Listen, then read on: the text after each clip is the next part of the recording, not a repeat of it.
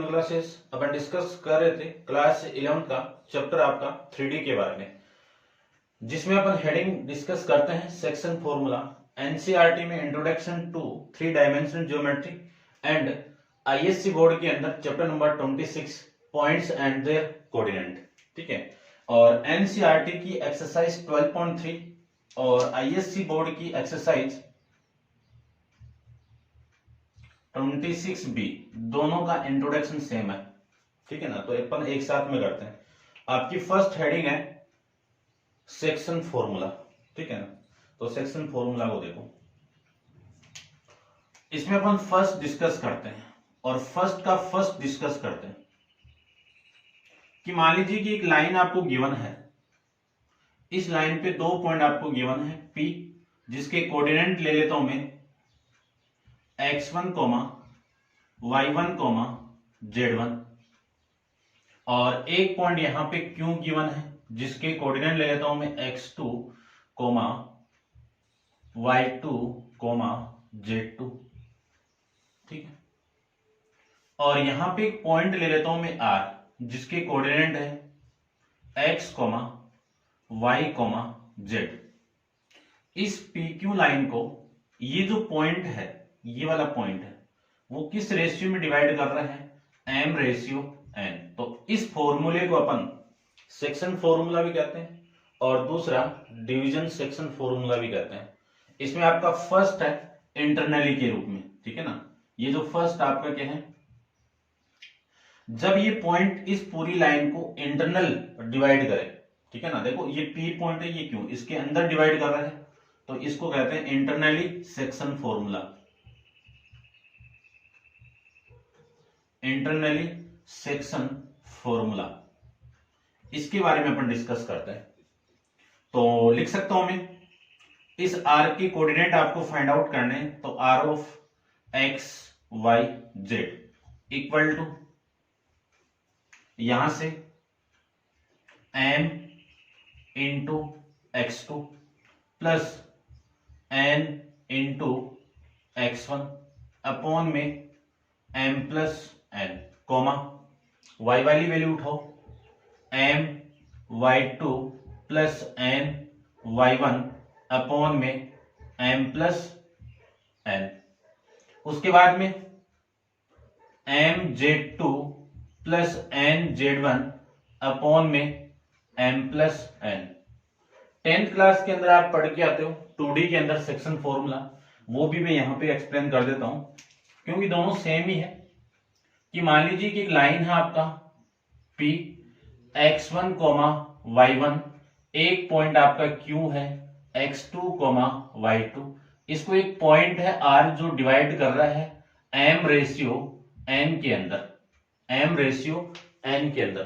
तो उसमें अपन formula discuss किया है, उसको मैं लिख देता हूं कि x, y equal to m into x2 plus n into x1 upon में m plus n, m into y2 plus n into y1 upon m plus n। ये फॉर्मूला अपन डिस्कस किया है। ठीक है ना, पूरा सेम है, बस इसमें जो एक कोऑर्डिनेट z है उस फॉर्मेट में ये बन जाएगा। तो ये तो था आपका इंटरनली। मान लीजिए कि मैं इसको एक्सटर्नली के रूप में लिखना चाहूं, तो सेकंड आपका कौन सा है, एक्सटर्नली।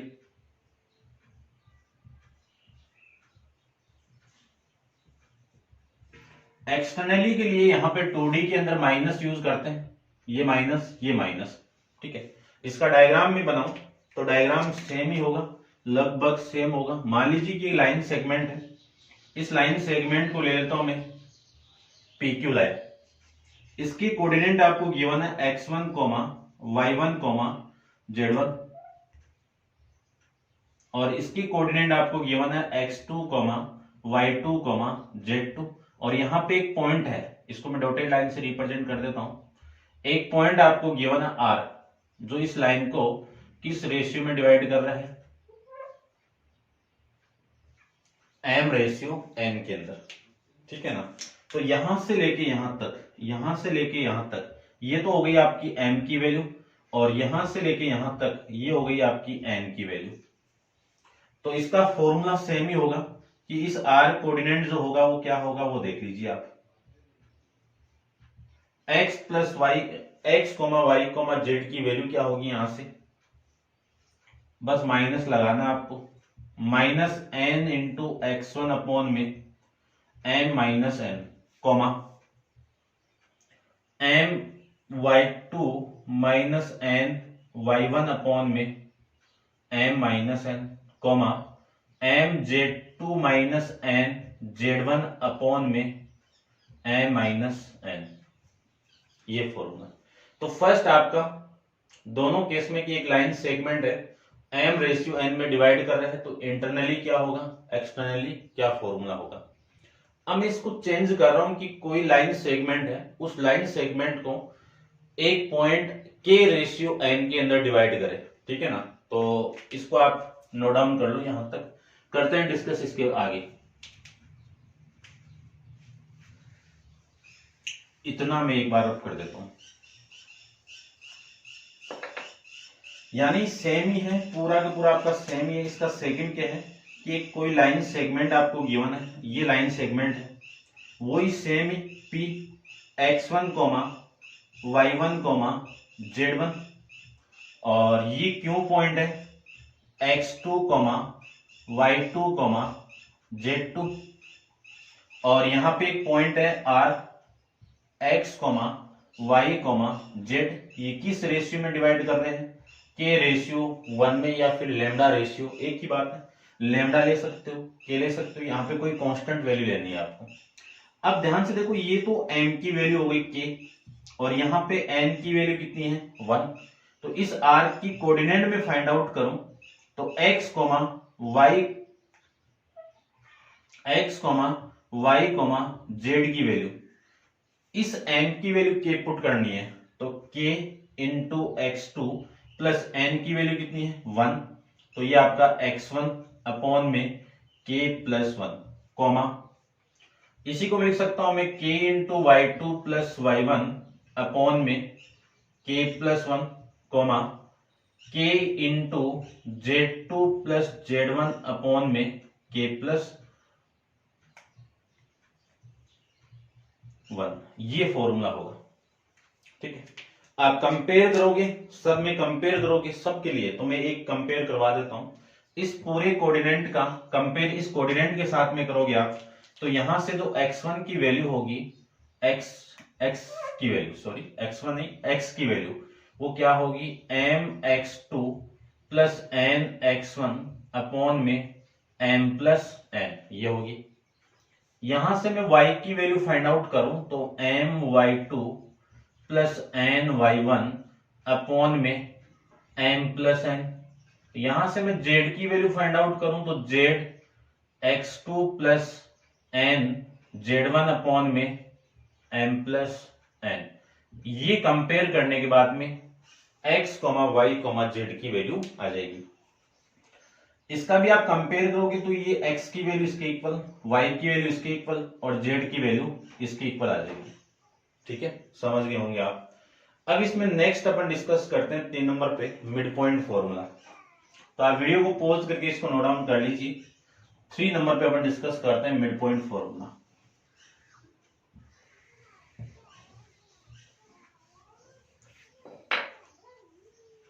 जो थर्ड आपका क्या है, mid point formula. Mid point formula, mid point फॉर्मूले की मैं बात करूं तो मिड पॉइंट फॉर्मूले का मीनिंग क्या है कि एक लाइन सेगमेंट है, PQ लाइन सेगमेंट, जिसमें R आपका मिड पॉइंट का काम कर रहा है, यानी एक मिड PQ लाइन पे एक R पॉइंट और मिड पॉइंट इक्वल रेशियो में डिवाइड कर रहा है। मिड पॉइंट का मीनिंग क्या है, इक्वल रेशियो में डिवाइड कर रहा है। तो ये वाली साइड और ये वाली साइड इक्वल होगी, तो ये 1:1 में डिवाइड कर दिया तो m की वैल्यू 1 हो गई और n की वैल्यू भी कितनी हो गई आपकी 1 हो गई। दोनों की वैल्यू इस फॉर्मूले में 1 पुट कर दीजिए, आपका आंसर आ जाएगा। तो P of x, y, z equal to, यहां पे मैं वैल्यू पुट करूं तो x2 इंटू 1 x2, फिर 1 पुट करेंगे तो x1 अपॉन में 1 प्लस 1 कितना 2, y2 प्लस y1 अपॉन में 1 प्लस 1 कितना 2, z2 प्लस z1 अपॉन में 1 + 1 कितना 2 लिख सकते हैं। और इसी को मैं क्या लिख सकता हूं, इसी को लिख सकते हैं x1 + x2 अपॉन में 2, y1 + y2 अपॉन में 2, z1 + z2 अपॉन में 2। ये फॉर्मूला अपन इस क्वेश्चन के अंदर, यानी इनके जो क्वेश्चन आएंगे उनमें अप्लाई करेंगे। फिर एक फॉर्मूला और आता है, वो आपका एग्जांपल है और डिस्कस करते हैं उसके बारे में, सेंट्रोइड फॉर्मूला, ठीक है ना, पॉइंट ऑफ सेंट्रोइड। इसको आप नोट डाउन कर लीजिए। देखिए इसमें अपन डिस्कस करते हैं तो आपकी एनसीईआरटी में एग्जांपल नंबर 7 और आईएससी बोर्ड के अंदर एग्जांपल नंबर 11 आपको गिवन है। एनसीईआरटी का 9 एग्जांपल है शायद में भी, ठीक है ना, चेक कर लेता हूं मैं एक बार, उनके बारे में अपन डिस्कस करते हैं। तो इसकी हेडिंग डाल देता हूं मैं, पॉइंट ऑफ सेंट्रोइड या सेंट्रोइड पॉइंट, ठीक है ना। और सेंट्रोइड किस में होता है, ट्राइंगल में होता है ना, सेंट्रोइड पॉइंट ऑफ ट्राइंगल। तो हेडिंग डाल देता हूं मैं सेंट्रोइड। सेंट्रोइड पॉइंट अपन यहां पे डिस्कस करते हैं। तो एनसीईआरटी पहले तो मैं चेक कर लेता हूं आपके एनसीईआरटी में कौन सा एग्जांपल है।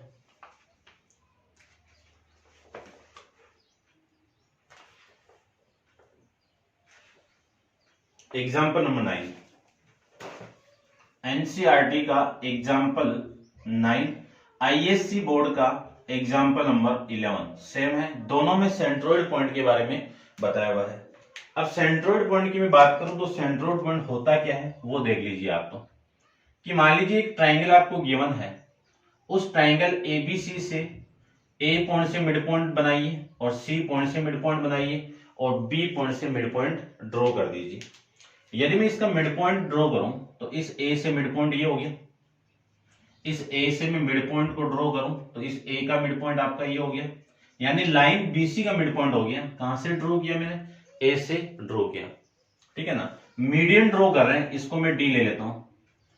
इस मीडियन, ये जो मीडियन है इस ट्रायंगल के अंदर क्या है, इस साइड के लिए तो मिड पॉइंट का काम करेगा, यानी ये जो मीडियन है इस ट्रायंगल को इक्वल टू पार्ट में क्या करेगा, डिवाइड करेगा। और ये डी पॉइंट क्या काम करेगा, इस बीसी का मिड पॉइंट की तरह बिहेव करेगा। फिर मैं बी से ड्रॉ करूं तो ये बी पॉइंट, यहां से ई ले लो इसको, और यहां से मैं ड्रॉ करूं तो ये आपका ए पॉइंट हो गया। ये तीनों पॉइंट जिस पॉइंट पे इंटरसेक्ट करते हैं वो पॉइंट आपका क्या कहलाएगा, सेंट्रोइड कहलाएगा। तो जी क्या है यहां पे, जी पॉइंट आपका क्या है, point of centroid, point of centroid. G point किसका काम करता है, पॉइंट ऑफ सेंट्रोइड। अब इसमें एक कंसेप्ट आपको और माइंड में रखना है कि किसी मीडियन को ये जो जी पॉइंट वो किस रेशियो में डिवाइड करता है, 2:1 के अंदर डिवाइड करेगा। इस बीई मीडियन को भी 2:1 में डिवाइड करेगा और इस सीएफ को भी 2:1 के अंदर डिवाइड करता है, ठीक है। अब मैं इस ट्राइंगल को दोबारा बना रहा हूं, ध्यान से देखना, एक ही मीडियन का यूज करेंगे अपने यहाँ पे। मान लीजिए कि एक ट्राइंगल आपको गिवन है ए बी, ए बी और सी, और इस ट्राइंगल का मीडियन ड्रॉ कर दूं तो ये लीजिए इसका मीडियन, इक्वल पार्ट में इसको डिवाइड करेगा। यहां पे आपका जी पॉइंट है, ये जी पॉइंट, जी पॉइंट, इसके कोऑर्डिनेट आपको फाइंड आउट करने हैं। इसके कोऑर्डिनेट ले लेता हूं मैं x1, y1, z1, ये x,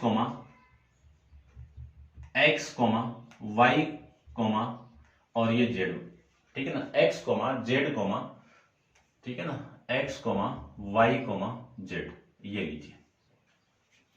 इसके कोऑर्डिनेट लेता हूं मैं x1, y1, z1, और इसके कोऑर्डिनेट ले लेता हूं मैं x2, y2, z2, और इसके कोऑर्डिनेट ले लेता हूं मैं x2, y2, z2, सॉरी ये 3 के फॉर्मेट में होगा, x3, y3, z3, ये 3 कोऑर्डिनेट ले लिया। अब ये जो पूरी लाइन है एडी वो बीसी पे मीडियन है, तो ये डी किसका काम करेगा, मिड पॉइंट का काम करेगा। तो coordinate of D is the mid point कर देता हूं, डी इज द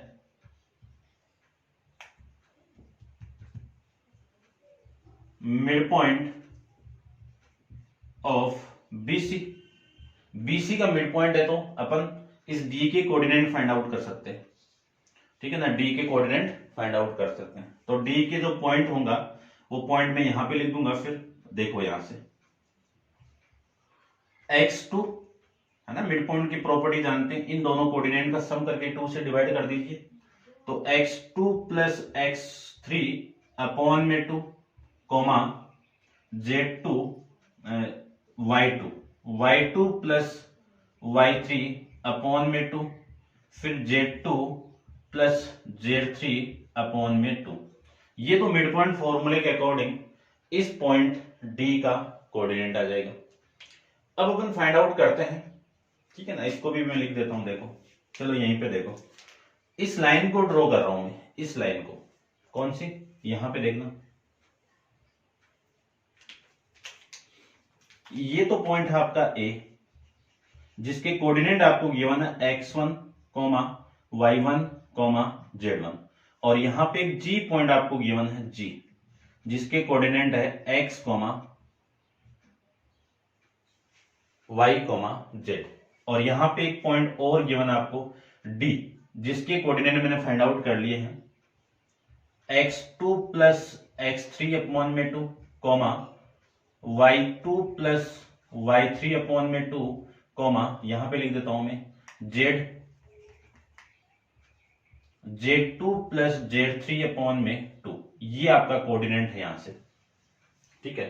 और ये जो लाइन सेगमेंट एडी है, इस एडी को ये जो जी पॉइंट वो किस रेशियो में डिवाइड कर रहा है, 2:1 के अंदर। तो ये वैल्यू आपकी m की होगी और ये वैल्यू आपकी n की होगी, ठीक है ना। बस आपको वैल्यू पुट करनी है, ठीक है, इतना आप समझ गए होंगे।